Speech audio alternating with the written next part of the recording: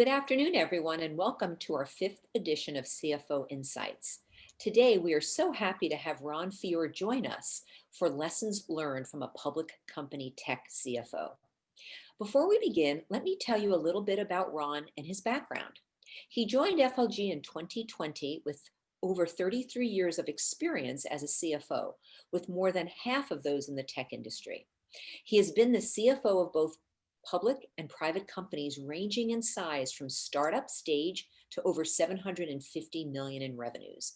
Throughout his career, Ron has led successful raises of over $400 million, both in debt and equity, and completed over 50 M&A transactions. As CFO of Callidus Software, he led the company from startup through its successful IPO. As CFO of Remedy, Ron led the sale of the company for over $1 billion, and while CFO of Good Technology, he led its sale to BlackBerry for $425 million. So phenomenal tech experience. Ron has over 17 years of experience as a public company CFO with responsibility for board presentations, agenda setting, and managing the comp and audit committee meetings. He's also passionate about mentoring colleagues in finance, IT, and HR.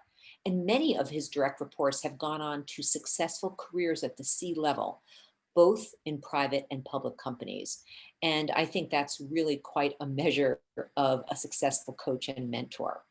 And something I recently found out about Ron was that, and I see Ron is blushing, is that in 2014, he was named CFO of the Year for venture-backed companies by the Silicon Valley Business Times. So well done, Ron. So let's begin our conversation. So tell us, Ron, in your own words, about kind of how did you get to where you are today, which is a very, very respected Silicon Valley CFO? So first off, thanks, Lorraine. It's really, really great to be here. And I'm really happy to be a partner with FLG Partners.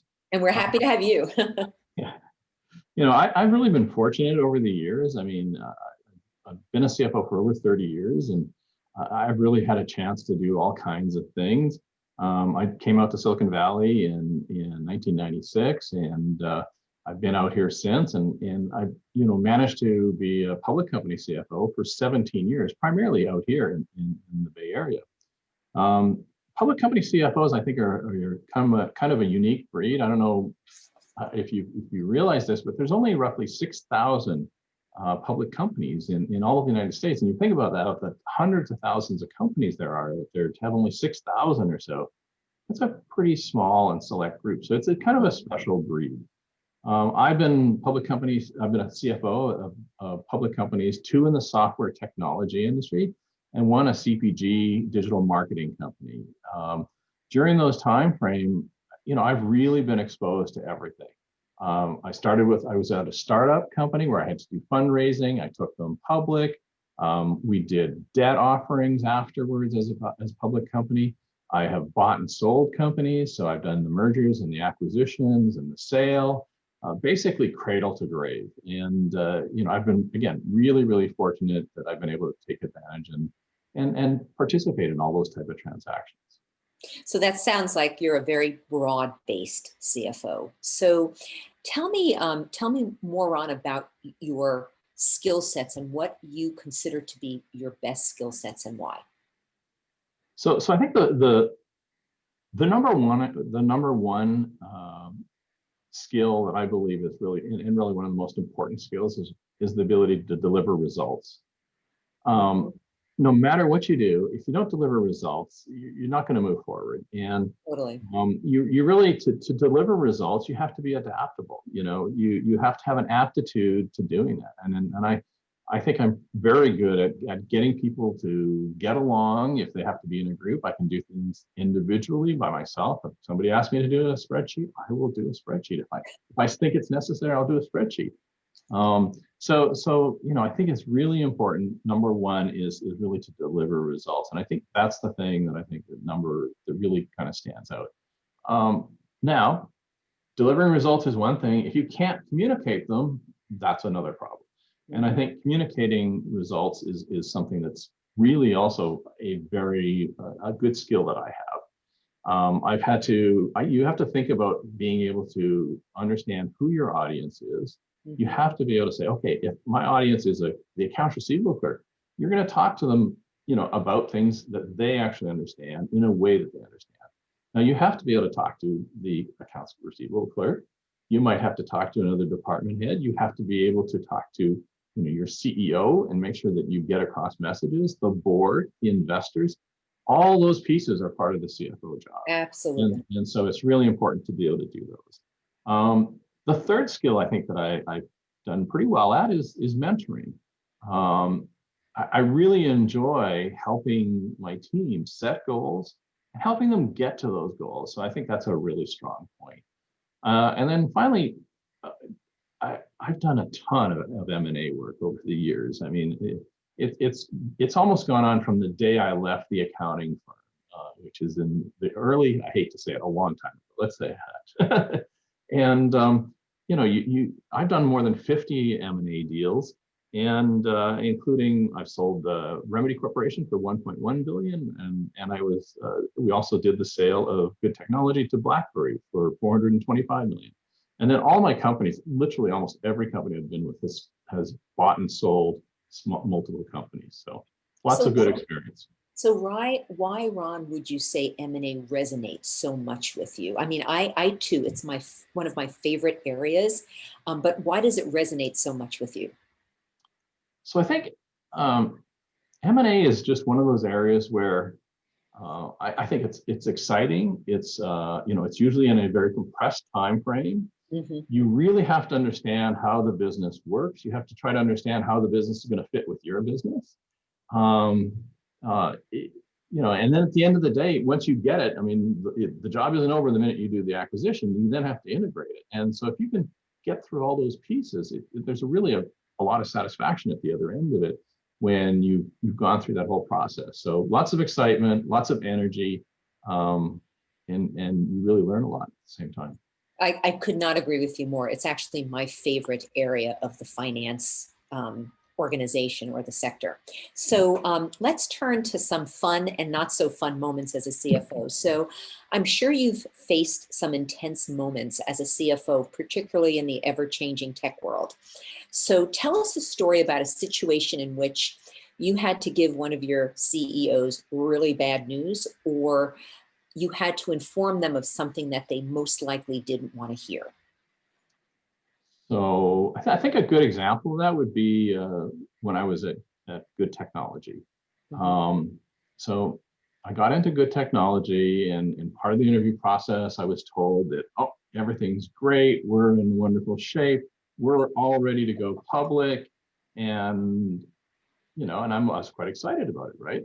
And then you get in there and you find out, as I'm doing my due diligence, I find out, oh, well, you do realize that we are in the midst of changing from a perpetual license model to a software as a service model, which is a big transition in and of Big itself, which transition. no one there really understood except for the CEO. Oh, well, we didn't have any systems to actually track it. We started tracking the revenues in Excel. Our systems weren't ready for that. So we had to put in all new systems. Wow. You know, when you also do all that kind of stuff, you also have to worry about your controls. And, as you're getting ready to go IPO, you want to make sure your controls are correct. Well, we needed to extend and really enhance our controls. And then we also found, a few transactions that weren't necessarily done in the typical way that they should be. So we had to make sure that all of our accounting rules were conformed. So I'm going through this process and I'm going, okay, we're not quite ready to go yet. And so I had to go to the CEO and give the bad news. And no CEO wants to hear this, but it was like, okay, we're not ready. We need at least 6 months before we can go IPO. And my CEO looked at me like not very pleasantly. I mean, it was not a happy moment, but I had to do it. You had to make that comment.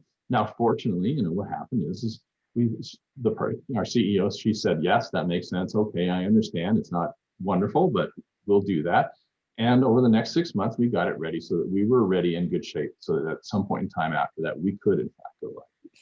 Now, I'm curious, during that period, did she push you and constantly kind of badger you? When is it going to be ready? When is it going to be ready? Or did she trust you to be able to say, I think we're ready now?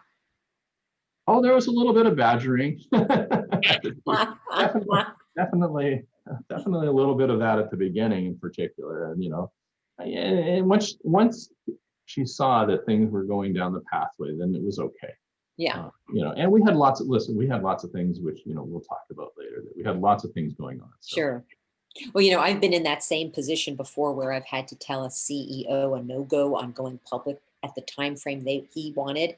And that's one of the toughest things you can do as a CFO. But anyway, so tell me now more about your passion for mentoring. I know that you love mentoring. Tell me a personal story about that and why that resonates so much with you as well. So I think first off, I think any good CFO is going to be a mentor to people at the same time, because it's just part, I think, of the process. I was very fortunate when I came out of the accounting firm that I had a really good mentor, and he was around for probably 5-6 years, and it was really, really helpful to have this guy help me out. Whenever I had a question, any issues, I could talk to him about it, and it was very, very helpful. So I believe in paying it forward. And so with my direct reports, I really try hard to set expectations and everything else. And I guess the first thing I kind of try to do is I say, look, I want to push them, and I'm going to, try to get them outside of their comfort zone, but I'm always going to make sure that I try to give them enough help so that they don't, do something stupid. Um, you know, I also believe in the fact that what you have to do is, if they do something wrong, or they do an analysis and it doesn't make sense, you don't just tell them what the new right answer is, even if you know what the right answer is. I go through a process of questioning them, asking them questions, saying, well, what about this? What about that? And I hopefully ask them enough questions that they can actually go, that doesn't make sense, right? And I'm going, yes, you're correct. It doesn't make sense. And so I try to install this concept of the sniff test and say, look, no matter what you've done and you've ticked and tied every box with the numbers, you have to step back and look at it and say, does it make sense? Give it the sniff test, as I call it. The third thing that I think is really important as part of that mentoring process is really exposure. I mean, Totally. I've seen some places. I've seen some situations where, the VP of Finance has just basically never been allowed into the audit committee meetings or anything else like this, and I'm going, that's just so unfortunate, because to me, all my team should have a chance to talk to other people, whether it's, the low. It doesn't matter where they are in the organization. If they need to go and be in a meeting and present to another department, that's important. They should do that if that's appropriate. They can report to the CEO. They can give a presentation to the CEO. I love doing that. And then, some of the VPs of finance or some of the other things, I will actually control it. Bring them into the audit committee or even the board meeting where they'll get a chance to present. To me, I don't believe it's my job to sit there and just present everything in the audit committee meeting. I'm happy to have my team show the things that they have done that are really, it's a good reflection on me if they do a really good job. Mm-hmm. And I think it's just great to have a team that you can give them a chance. So I guess the other thing I would just to kind of measure that success over the period of years, and this is probably the thing I think of as being my number one accomplishment of my career, and it's been a long career, is that I've had 5 of my direct reports in finance become, CFOs. 2 of my direct reports in IT have become CIOs, and one of my direct reports in HR, she started as an HR director and made it all the way to CHRO for a public company, which is awesome. And now she's an executive VP for a charity. It's wonderful. I think that's terrific. I think that mentoring is so important, and that delegating responsibility and giving your people exposure are probably 2 of the most important things that, I hate to say it, but many CFOs may not do as much as they should. So I am in total agreement with you on that one.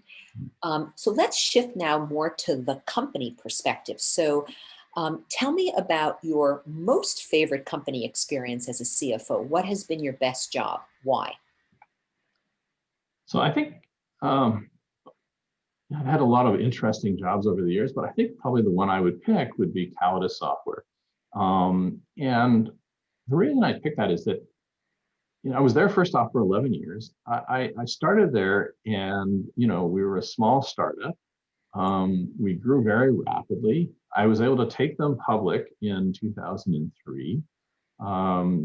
We had lots of challenges. I mean, right off the bat in the first year in 2004, we actually had to welcome the new Sarbanes-Oxley Act, which, in those days, nobody really understood, what level of controls you had to have and how could the auditors help you or not help you. And so it was a very big thing, and it had a negative impact on our business for a Oh, year or two. big time.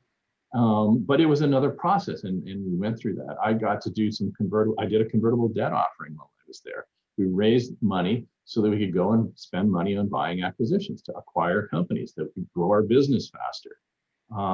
We changed our product in that from an on-premises total licensed software, perpetual license software, to a true multi-tenant SaaS software company. We did that in public. We did all of these things. We made these changes as a public company, which was a challenge in and of itself. But it was actually it was a good experience. It was always learning. I always felt that I was learning when I was there. We did have some, as I said, some upheavals. We went through a number of CEOs. So I turned out I had to work on my adaptability skills. I mean, because I had 4 different CEOs, and you had to be adaptable. You had to be able to work with these. And oftentimes the CFO does not last after 1 or 2 of these. But in this case, I was able to stay there. And I actually became, in many ways, the voice to the investors, the consistent voice to the investors. So I was really fortunate that I was able to, participate in just about every part of the business and moving the business model around and changing it and dealing with M&A and all those kind of things. So to me, it was a really, really interesting process. And I had great people, and I made some, lifelong friends there. So it was really, I think, my favorite. So on the flip side, tell us about your hardest CFO role and what made it so hard. What were the challenges? What did you learn? What are the lessons? That one's a little easier to pick. And it's not that it was all bad. It's just it was the most stressful, and Okay. that was my 2 years at Good Technology. So it was a company that was fast growing. It was growing 20 to 30% a year. We were transitioning the business, as I mentioned earlier, between licensed perpetual software to a SaaS company. We were implementing new systems. We were investing heavy money in R&D because our customers were either banks, large banks, governments. It was security related. We had to really invest in it. Well, guess what? We were burning a lot of cash at the time too. Mm. So part of the process was a continuous fundraising. That's tough. And so I raised over $100 million in debt and equity during that time. You remember, this is a 2-year period. And by the way, we bought 2 companies while we were doing all this. And by the way, we also actually did the confidential filing for an S1. So we were filing S1 and updating S1s, and we literally got all the way down to the point of doing a roadshow and filming a roadshow. And we were scheduled to go out on the Monday, and on the Friday, one of our competitors reported bad results, and that just put a kibosh on our going public. So we then had to scramble again, and ultimately we ended up selling the company to BlackBerry for $425 million. The real stress there is, when you think about it, is that I had over 1,000 employees that were relying on my CEO and myself and a few others who knew what was going on to get their payroll. I mean, this is about people's livelihood. So there was a lot of stress on that, and you do this. It's a lot of stress. So that's another situation where I've been there before, just like you, where you have a large employee base, you're kind of living hand to mouth, so to speak, and you're managing AR, AP, and it's super stressful. So based on that, and kind of all of the challenges that you had at Good, what would you say are the most important lessons that you learned at Good, Ron? Number 1, choose your company CFO opportunity carefully. What do you mean by that? I love it. Um, so, and I didn't realize this, I must admit at the beginning, but unfortunately, in this particular situation, even though the company was growing and doing well and doing a lot of good things, the investors, the VCs, their funds were actually end of life. They'd been there for a long time. And what that meant was is that Not good. really they had no extra powder. They had no extra cash. So when I'm raising money, I couldn't really get much from them. Mhm. And they're also very, reticent to give up any sort of ownership percentages. They don't want any dilution. So all of a sudden you have, your options are restricted. Let's put it that way. It makes it a little more difficult Oh, to absolutely. yeah. Hmm. So I think that is number one there. Um, if you're in that situation, you really got to have, your 13-week rolling cash forecasts, and you have to have them down to like the penny, and you have to be checking them every second day or even every day in some cases. You really have to be, on top of that so that you can understand what's coming in, what's going out, and just really understanding that. So, and then the third thing I guess that I learned was that you really have to figure out who your key employees are. Hmm. Who are the employees that can actually that can adapt, can multitask, can handle more things, can deal with the stress just like you're having to deal with the stress, because you need people. Not, you can't just be it is a small group, but you need other people to help. And we were very fortunate to have some really good people that I could rely on to do things and to help in that processes. And so I think that's a really important part of the learning process. What I'm hearing, just to reiterate to the audience, is 3 points. Choose your position wisely. Cash is king and cash management is critical. And then, hire well because you need the top people in stressful times, right? Absolutely, Otherwise, it can be tough. You bet. completely agree with you. Yeah. So I know that you just assisted a public tech company out of Canada, Ron, called Absolute Software, and you were an advisor to both the CFO and the CEO. So, and I know that you were mentoring that CFO in terms of helping to get them listed on NASDAQ. So tell us a little bit about that assignment. Yeah. So I was at Absolute Software, Mhm. and they were a public company traded on the Toronto Stock Exchange, doing very well, growing, generating cash, profitable, all those good things. Um, Interestingly enough, though, the majority of their revenues was actually coming from the United States. Mm. And over the last few years, they'd actually started to add staff down in the United States.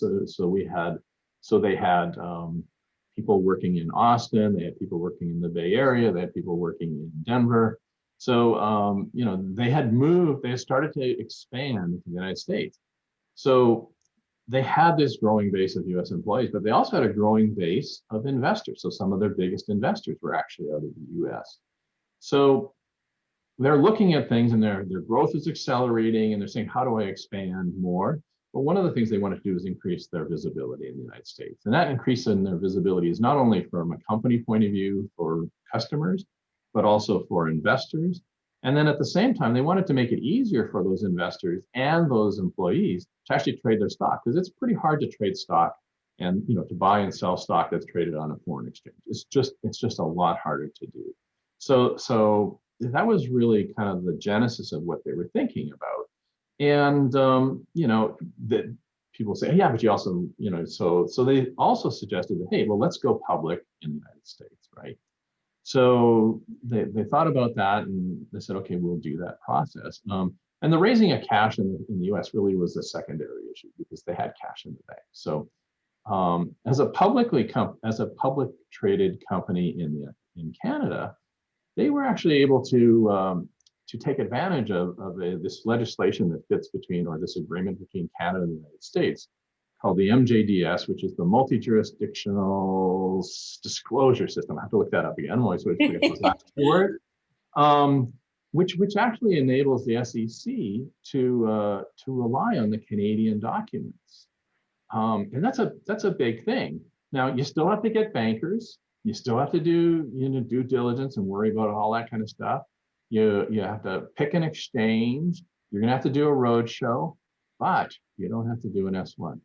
You get to file a Canadian version of an S1, which is a much simpler form. It's a much simpler form. So, as a benefit of doing this for a Canadian company, and there are these arrangements with some other countries too, you can actually, you just get to do this in a faster manner. You end up not having to file 10Ks or Qs right away.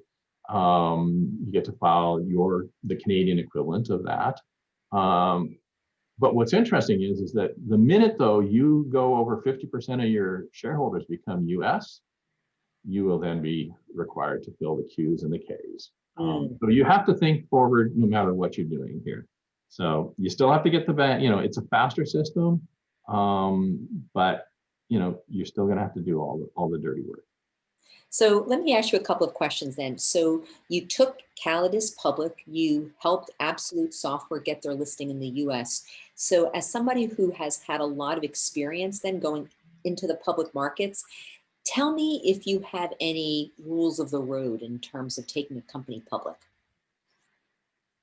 Yeah, sure. I think the first one I would tell you is you need to be planning for this in advance. You need to be thinking about this well in advance. And when I say that, I mean, it's like you have to make sure your accounting is conformed. So in this case, they had to conform IFRS with the US GAAP. There's not that much difference, but there are little differences and you need to understand. So you need to start figuring that out beforehand. You want to make sure your internal controls. Most people don't think about, when you're a private company or a smaller company, you don't think a whole lot about, documenting your internal controls. You might, but most of them don't. You want to start documenting those internal controls. You want to make sure that your governance is all set up. Your corporate governance is all set up in the way that it can do the kind of things that you need to do to become a public company in the US. So, I think that's a really, really important part. D&O. Yeah. D&O insurance. That'll be a surprise to most people. Obviously, everybody knows you want to have it. You need to have it.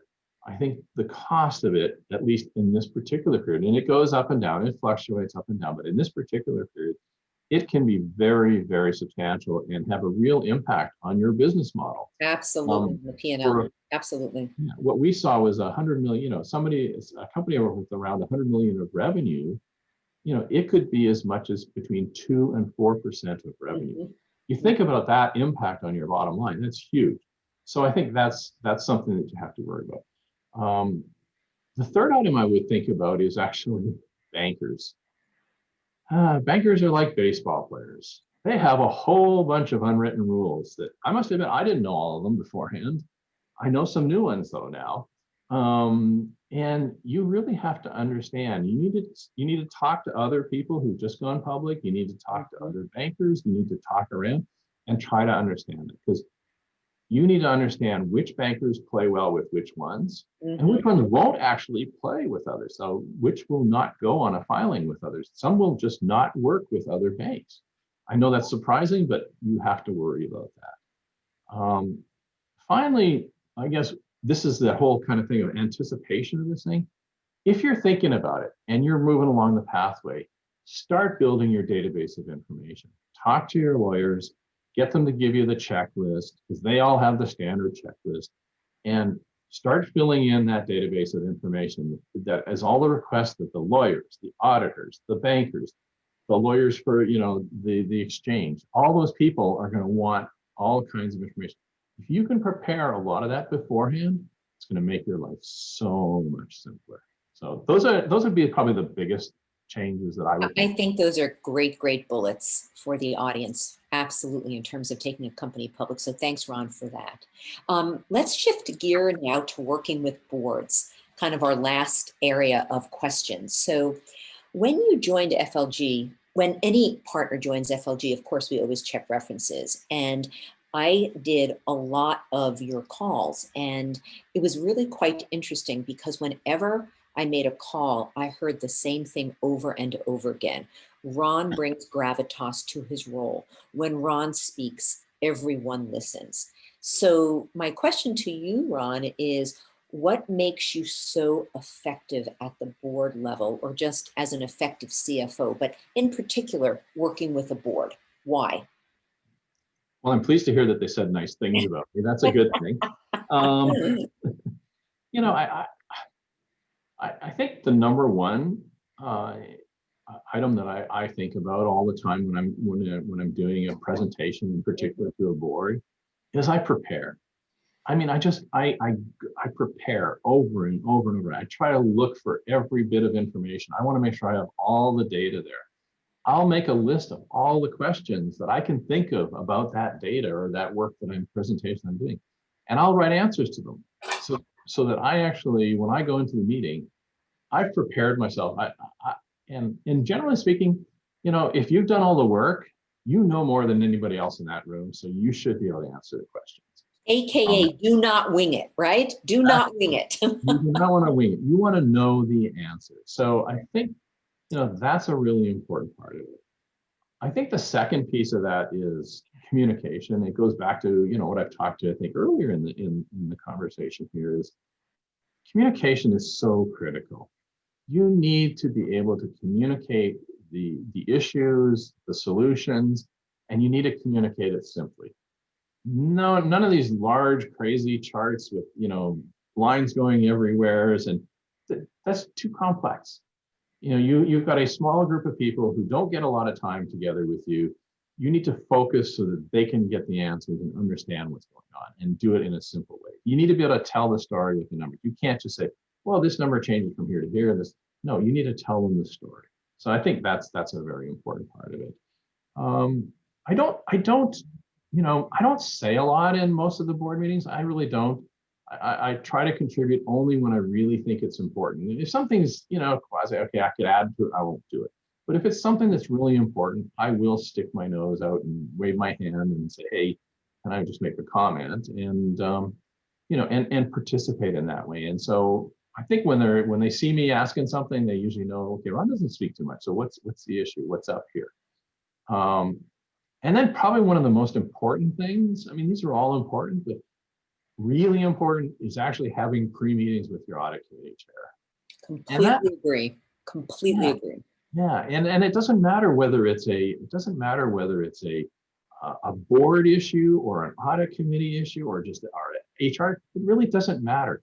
You want to, because you should know about them first off, and second off, if you want to talk to the audit committee chair, let them be prepared and let them understand. And you will talk to, in some cases, you'll talk to the corporate governance chair, you'll talk to the HR person, that whoever's heading up your people part of your business, and you'll have to do that kind of thing. So it's one of these things where if you give them the information beforehand, they're going to feel more comfortable in the meeting, and understanding that. So, and in particular with the audit committee chair, I don't know how many times I've seen a board, they turn and they go, oh, Mr. Audit Chair, what do you think about this? They're going to look to the audit chair for their concurrence and say, hey, does the audit chair feel comfortable with this? Those kind of things.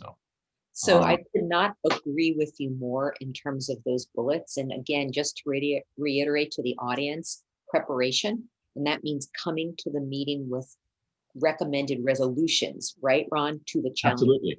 Communicating well, simple presentations, keep it simple, and then have that pre-meeting with that audit committee chair, so no surprises. Yep. So I think that's fantastic advice for our audience. So I have one last question for you before we wrap up. And that is, I know you joined us or FLG in 2020. So tell me what you would like your areas of focus to be. So I really, as I told you, the things that I think are my skill set earlier on, and those really, line up with where I'm looking to focus. Number one is really CFO mentoring, audit committee mentoring, advisory, that kind of thing. So again, it's dealing with the people. It's something that I think I can really do a good job of. Interim CFO sprints. So basically, interim CFO for 3 months, 4 months, whatever it takes. It's the kind of thing where, again, I can help, I can contribute really, really quickly, And for me, it's a benefit to be able to have a variety of things to have a chance to Sure.